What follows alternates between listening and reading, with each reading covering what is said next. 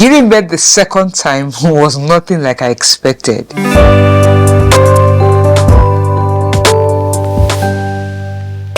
Hi guys, welcome back to my channel. My name is Oluwajoba. If it's your first time here, welcome.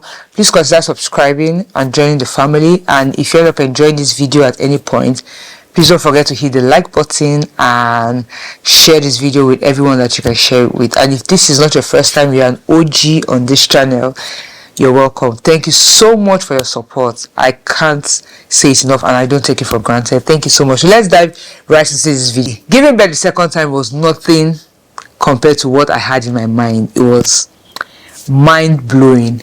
And the reason why I just thought to share this video is because you guys know that this is my second birth, and by God's grace, and I just wanted to talk to new moms or expecting moms or people who want to be moms in the nearest future and just share my experience. Basically, I'm not a professional at this.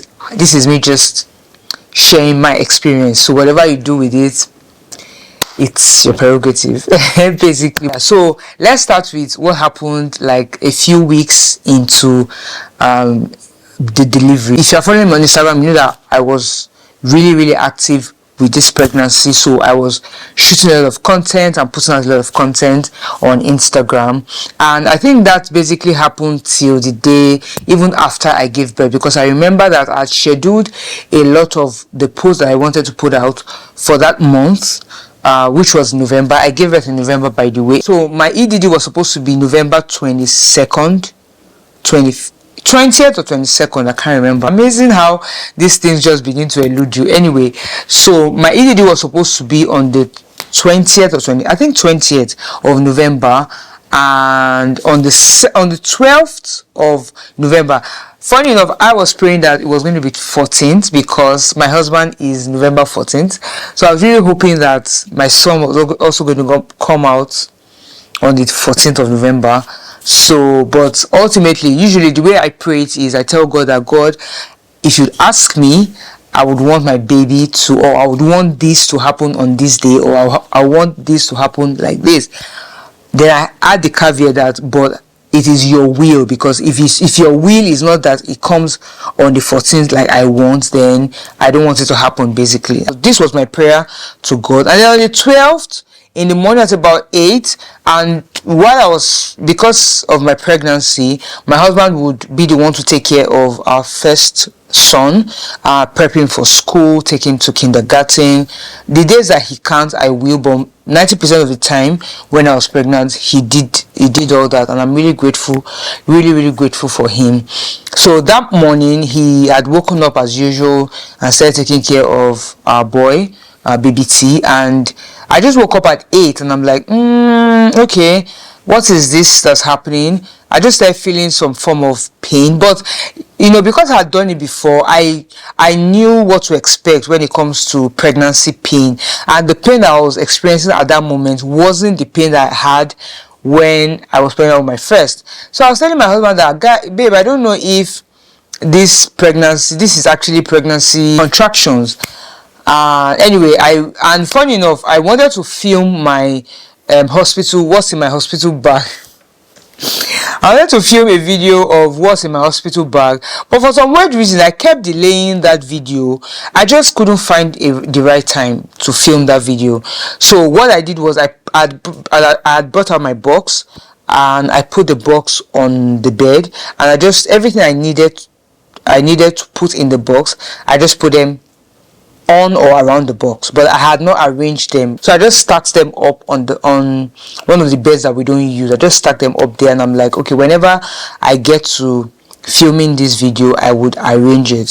So that morning when I started feeling that pain, even though I could have sworn that it wasn't contraction pain, and I just said, you know what, let me just go and film this video and get it out of the way. And then I went to set up my camera, but I then figured that, oh my God, this is actually contractions, because it started getting a bit more intense, but nothing too intense that I couldn't walk. I got to finish filming the what's in my hospital bag video, even though I didn't end up posting it, because when I saw it later, I think I just got tired of posting pregnancy videos, so it didn't make it. Once I finished filming, I packed my box, and then I went to the living room, and I just said, you know what, let me lie down. And I know that from my first pregnancy, the antenatal that I took, they said once you start feeling the contractions and you are not sure, go to the loo. If you finish using the toilet and you don't feel any relief, go and have your bath. If you still don't feel any relief, then maybe if it doesn't stop, then it's obviously contraction. So I went into the bathroom, I went to the loo, used the loo. After using the loo, I went to the bathroom, had a shower, but it didn't stop. So I just figured, okay, this is definitely contractions. So I went to the living room, sat down, and I was like, okay, I started moving, I started walking. That's usually what I do when I'm in labor, and I keep praying. So I just kept walking, and I said, you know what, I don't want to tire myself out, let me lie down. So I laid down, but I realized that it wasn't quite comfortable. I couldn't really lie down to sleep. So I got up again. This was the time I had gone by. This was around 12-ish, 1, if I'm not mistaken. Then I went into the bathroom, into the toilet to pee. So when I peed and I cleaned up, I saw the bloody shoe, but it wasn't that bloody, but I knew what it was. So I then told my husband that, babe, I just saw this, so that this didn't happen with baby T, my first pregnancy, but I've read about it, I know about this, so I think we should go to the hospital. But because when we had our first child, the contractions were worse and they were closer and they were very consistent. So it was like I think 5 minutes apart or 4 minutes apart, and we rushed to the hospital for my first. But so for this one, and then when we got to the hospital, the midwife told me that I was just 1 centimeter dilated, and I'm like, what? So this time when I told my husband was like, I know your hesitation, because the first time we had not made so much progress. So this time, but I said, you know what, because I didn't experience this with my first, you know what, let's just go to the hospital. My husband was like, you know what, let's go. What's the worst they will tell us to do? They'll tell us to come back home, and we'll come back. So we packed up our boxes. I carried my bag, my book. My husband also carried what he needed to carry and his laptop and everything, and then we headed out. So we went to the hospital. This was around 2 in the afternoon. So we got to the hospital past 2, I think. We got to the hospital. We went to the the delivery section of the hospital, and they got my card, did the documentation. That thing usually takes a bit of time, and then once they do the documentation, the midwife then told me to, or the person on call told me to come into the examination room. So I went to the examination room just like the first time as well. When I went to the examination room, she put something on my stomach and then wanted to do the check to know how far along I had gone. And then she checked and she's like, oh, you are 4 centimeter dilated. I was so happy, guys. 4 centimeter, and the pain wasn't even close to what I had with my first. I was like, 4 centimeter, really? Because I was still able to talk, laugh and everything. So she's like, okay, that they need to prepare me. They just took me straight to the delivery room. Myself, my husband, they gave me a new gown. I went into. So by the time we got into the room, it was about almost 3 o'clock in the afternoon. So we made calls. I called my people, my friends, my family, told them that we're in the hospital, and your girl is about to be a mom of 2. You guys see this small me, this tiny me, a mom of 2. God is faithful. So while we're on the call, the contraction started getting stronger. So I remember that I was on the call with everybody. We were on the call, and they were making a joke, but for some not weird reason. Obviously, the joke wasn't entering anymore because the pain was kicking in. So they would say, JB, something like, oh, JB, something, and I'll just, and usually when I'm, at least from the 2 pregnancies I've had, when I'm contracting, I don't talk. When I'm in pain, I don't talk. I just take everything in. So I groan.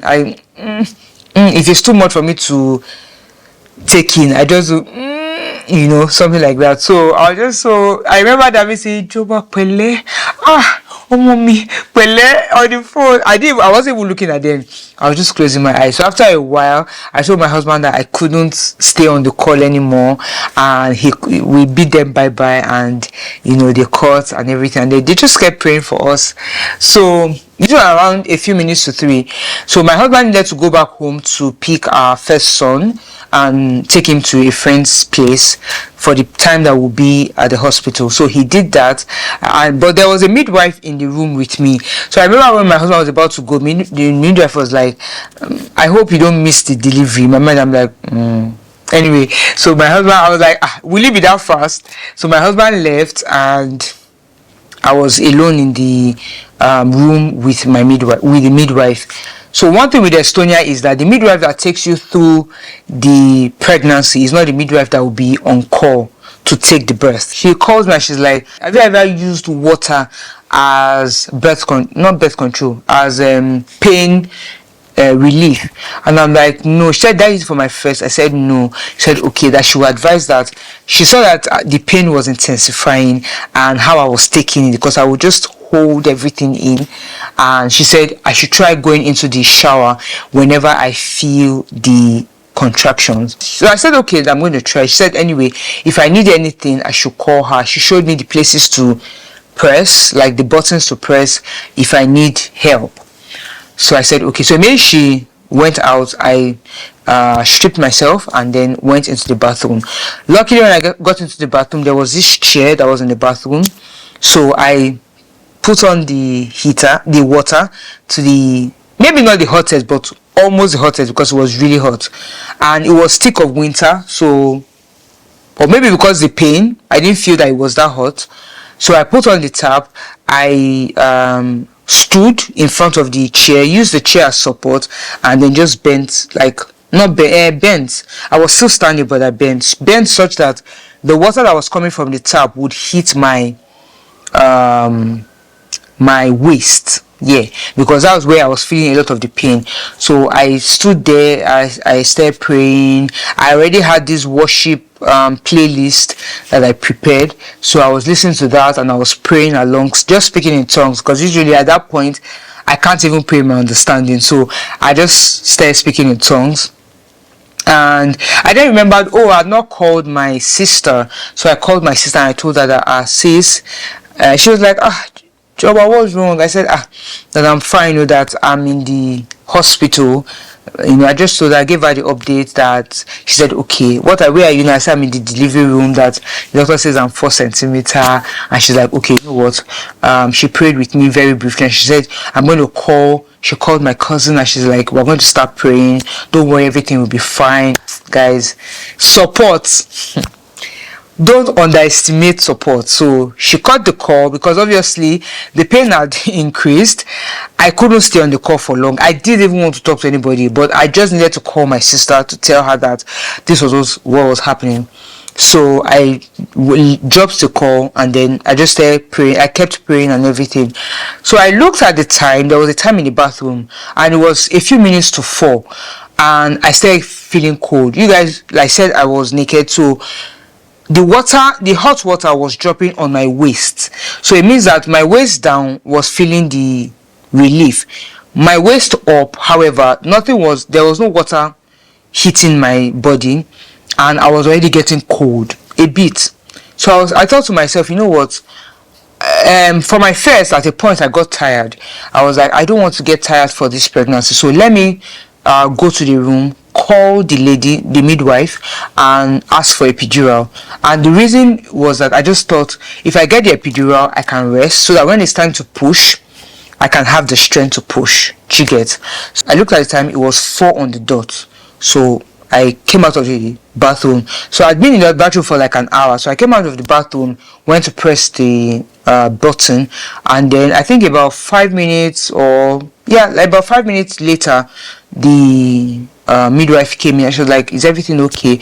I said yes, that I want an epidural. And she's like, okay, that she would go out to get the anesthesiologist. So she went out, and then I think about 5 minutes later she came back with an IV drip. Is it IV? I think so. IV, like the drip So she's like, oh, that she needs to insert this into my vein because epidural usually reduces blood pressure, and she needs the blood pressure to be regulated throughout the period. So she inserted the IV into my this thing, and it just kept dripping. So after that, she went out again. She said, let's go and call the anesthesiologist.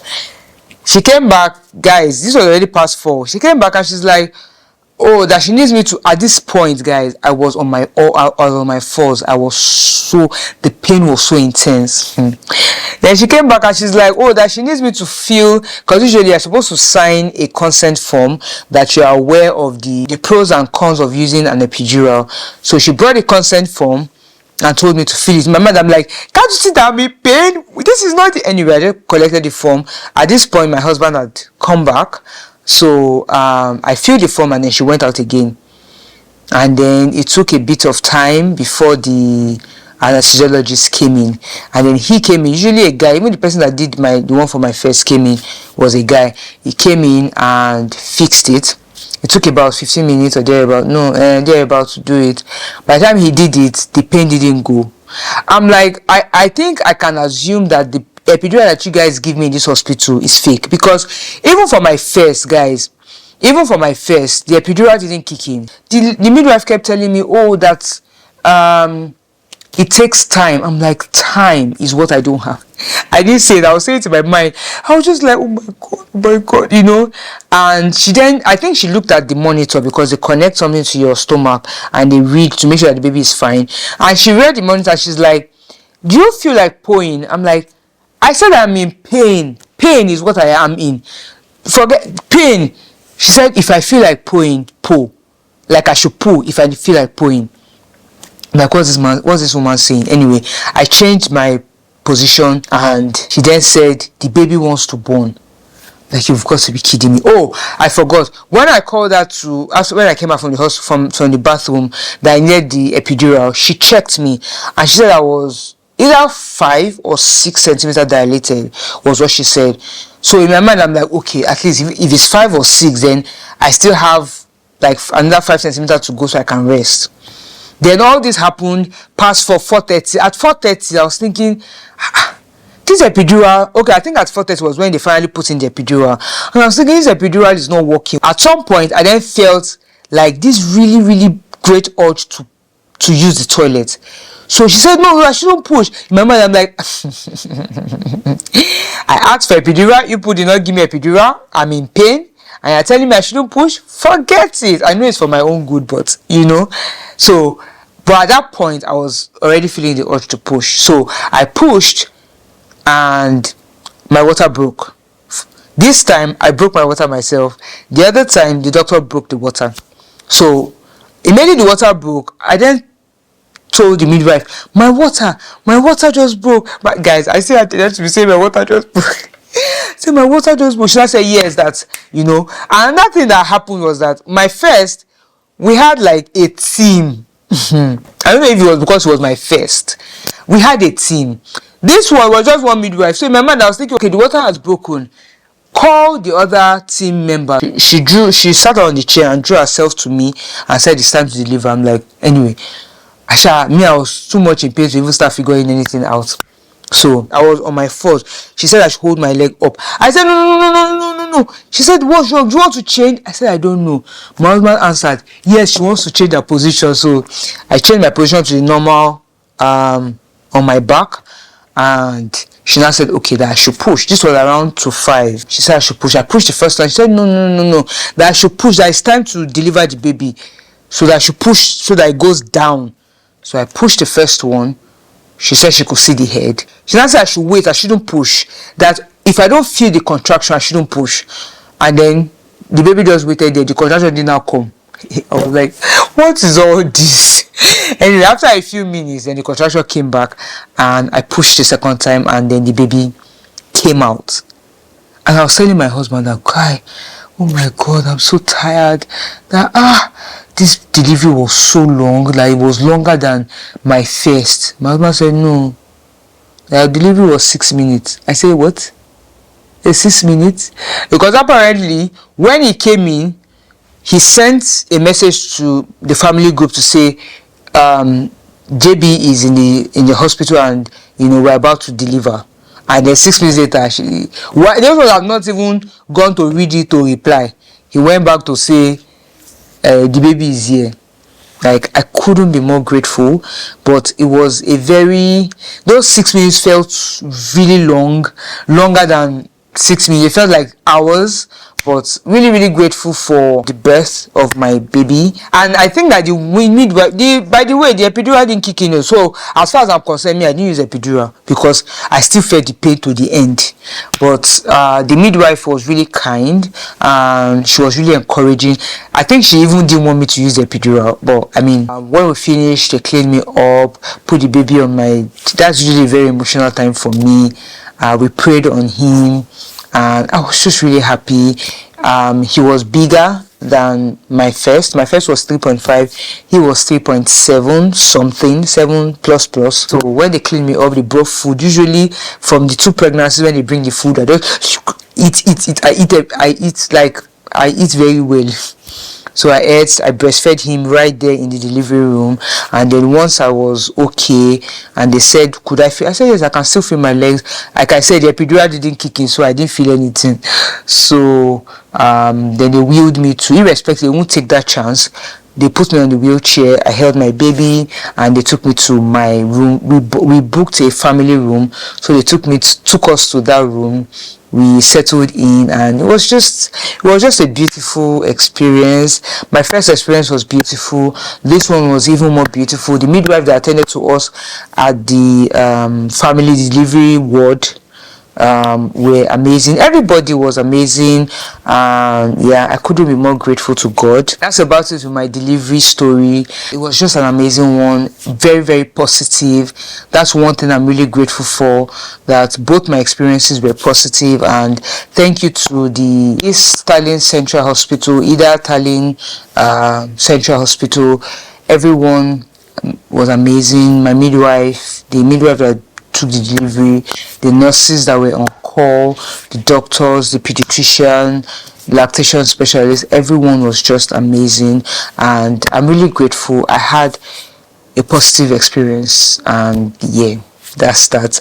I wrote here that lessons and advice for other moms. Just take care of yourself is what I would say. Take care of yourself pre-pregnancy. Take care of yourself while you're pregnant. Don't fall for the fallacy that people say, oh, I'm eating for 2. Don't eat for 2. Eat just as you want it, and try to control yourself. I'm not saying you should starve. I'm not saying you should diet. I didn't diet. I didn't starve myself, but I was very conscious of what I was eating, and I didn't eat for 2. That was very intentional on my part. I eat the portion that I would eat normally, and I stayed hydrated. So stay hydrated as well, and don't forget to keep praying. Giving birth is more a spiritual experience than a physical experience. And also get ready with your mind. I have a video on my channel where I shared the books that helped me in pregnancy. They were the same books that I used. I'm going to leave the link here. I'm going to leave my pregnancy series here from my first birth. I typically did the same thing I did with my first child. Exercise, took walks. I didn't overstress myself. I took walks, 1 hour 30 minutes walks when it wasn't too cold. I would try to walk in the house as well. I got support. I'm going to just leave the link here so you can go through the distance. And if you have any questions, let me know in the comment section below. If you're a mom to be, if you're currently pregnant and you're watching this, everything is going to be fine. You're going to put to birth strongly. Nothing will go wrong. Nothing will go missing. Nothing will go wrong in Jesus' name. I also want to mention that don't be without support, even if it's support on the phone. I think you should get as many support as you can get as you go through pregnancy, through delivery, and through motherhood. That's about it, guys, for my birth vlog. Once we got to the hospital, we settled in. Thankfully my breast milk came in, so my husband, I think it even came in too much, unlike my first. This one came in too much. My breast was so engorged. I had to put cold cabbage on it to reduce the production and everything just went smoothly from then on, and I'm really grateful to God, yeah, for such an amazing experience. So yeah, thank you so much for watching this video. If you have any questions, I don't really know how to go about this video, like answering any question, but if you have any question concerning birth, delivery, pregnancy, postpartum that you want me to talk about, then please leave your questions and your comments in the comment section below. I will attend to them, and if I think that they deserve a video on their own, I will do a video for you guys. But yeah, that's about it for this video. Please don't forget, if you're a mom as well, what was the first and second pregnancy like? Was it the same? Did you feel like first and second or third and fourth was the same? Let me know in the comment section. And if you've had one child, let me know what your experience was like as well in the comment section below. But yeah, thank you so much for hanging out with me as always. Please don't forget to like, don't forget to share, and don't forget to subscribe if you have not yet subscribed. And I'll see you guys in my next video. Jesus loves you. Ciao.